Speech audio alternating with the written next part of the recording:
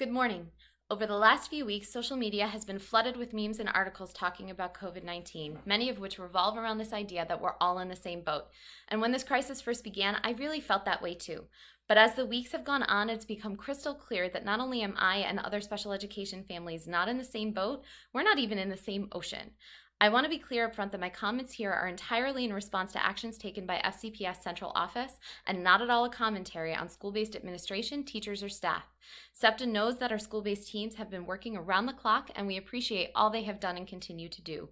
We have heard your voices crying out for communication and guidance, and we stand with you. I understand this is an unprecedented crisis, and I also want to make clear that we didn't expect anyone to have the answers immediately.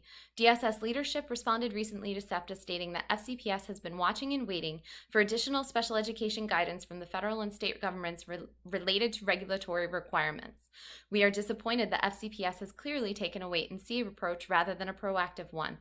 The federal DOE and VDOE have, in fact, both released guidance indicating that districts are responsible for providing FAPE once educational services are provided to general education students.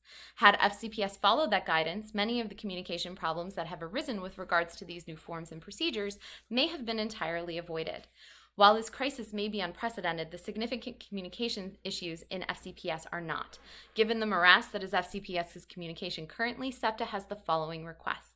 The special education annual plan should be reviewed to determine any updates necessary to address the barriers that exist for students with disabilities during distance learning.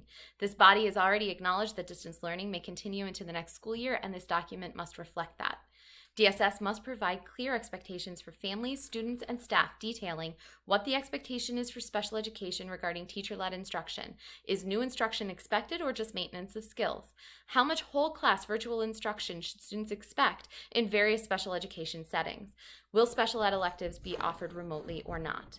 These must not be school-by-school decisions as they are now. Please see my written testimony for more information. It is clear from both staff and parent reports that there is not a consistent understanding of these expectations at this time. 3, clear and consistent guidance for staff with communication from central office directly to all teachers, not pass through multiple levels first. The game of telephone is never an efficient way to communicate. Please see my written testimony for examples. We waited patiently for guidance for weeks. We gathered questions and concerns from families and staff and sent them to DSS in an effort to be proactive. The responses we have received thus far come across as though DSS has been waiting for decisions on whether IDEA waivers are coming rather than acting proactively, following the current guidance that FAPE applies.